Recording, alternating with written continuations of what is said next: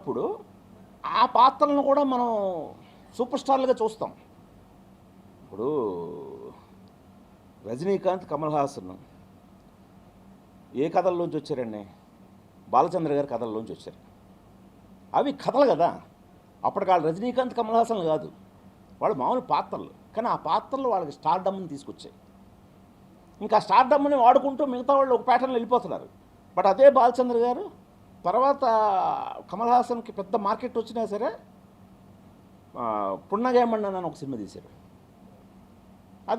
అదేమి ఆయన పందాన్ని మార్చలేదు, స్టోరీ డ్రివెన్ ఫిల్మ్గానే తీశారు. సో అలాగా మనం ముఖ్యంగా మన ఆలోచన దీంట్లో మార్పు రావాలండి. అంటే ముందు కథ బాగుందా, నా పాత్రే కాదు మిగతా పాత్రలు బాగున్నాయా అన్నప్పుడు ఖచ్చితంగా ఈ అవకాశం ఉందండి. సార్ భారీ చిత్రాల దర్శకుడిగా భారీ సెట్స్ తోటి మీరు అనేక సినిమాలు తీశారు. ఒక్కడు కానీ, కొడాలంద కానీ, అర్జున్ కానీ, ఇలా ఎన్నో అద్భుతమైన సినిమాలు.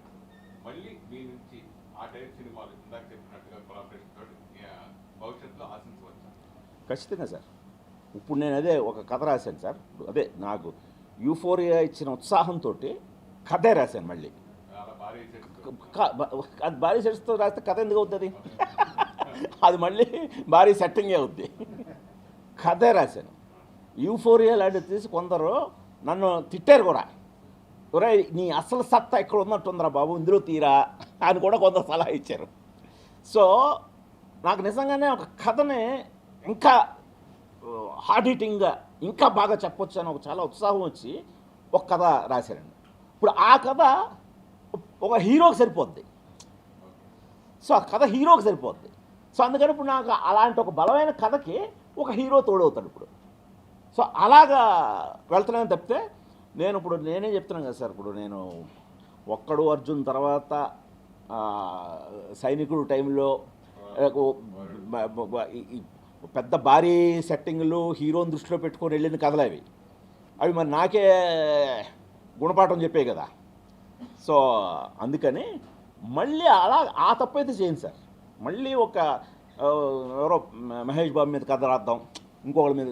నేను ఒక్కడ కథ కూడా నేను ఒక పాత బస్తీ, అప్పట్లో మేము చెన్నైలో అసిస్టెంట్ ఉన్నప్పుడు హైదరాబాద్ వస్తే మా అందరికీ ఇష్టమైన విషయం ఏంటి, చార్మినార్ దగ్గరికి వెళ్ళి చార్మినార్ని చూస్తూ టీ తాగడం. నాకు అలాగా ఆ పాత బస్తీలో ఒక ఛాయ్ తాగే ఒక కుర్రాడి కథ రాయాలనిపించింది. దానికి ఒక ప్రిన్స్ మహేష్ బాబు చాలా సఫిస్టికేటెడ్గా ఉంటాడు. అంత ప్రిన్స్ని తీసుకొచ్చి ఇలాంటి ఒక పాత బస్తీలో పెడితే భలే ఉంటుంది, కాంట్రాస్ట్ చాలా బాగుంటుందని కథలా రాశాను, కథగానే రాశాను. సో దానికి ఒక ఫ్యాక్షన్ రాయలసీమ, ఇటు పాత బస్తీ, ఇలా కథలోంచి పుట్టింది కాబట్టి మనకు అది ఒక్కడైందండి. నేను ఒక్కడగా మహేష్ బాబు కోసం అంటూ రాయడం మొదలెడితే అది మరో సైనికుల్లాగా అయి ఉండేదేమో. అంతే కదా సార్. అదే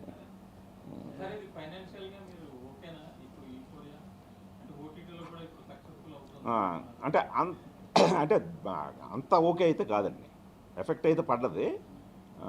అదే పడకూడని సినిమా, ఎఫెక్ట్ పడకూడని, చాలా ఈజీగా అచీవబుల్ అండి మార్కెటింగ్ దీనికి. యాక్చువల్గా అది ఆ మార్కెటింగ్ విషయంలోనే కొద్దిగా ఫెయిల్ అవ్వడం జరిగింది.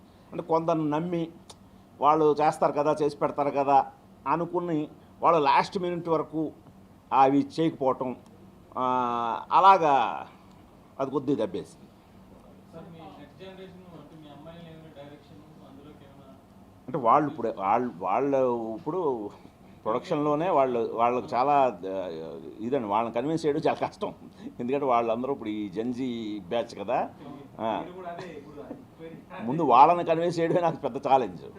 సో వాళ్ళకేంటంటే చాలా స్టాండర్డ్స్ ఉండాలండి ఒక సినిమా తీయాలంటే కూడా. ఏ సినిమా పెడితే ఆ సినిమా తీరు కూడా. ఇప్పుడు అందుకనే పూర్తిగా వాళ్ళు ఇప్పుడు నేను కథ మాత్రమే ఇచ్చి, ఇప్పుడైతే ఈ ఉత్సాహంలో 4 కథలు తయారు చేసేసారు.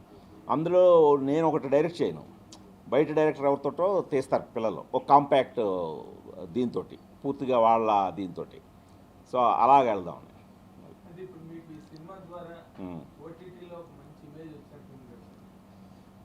అంటే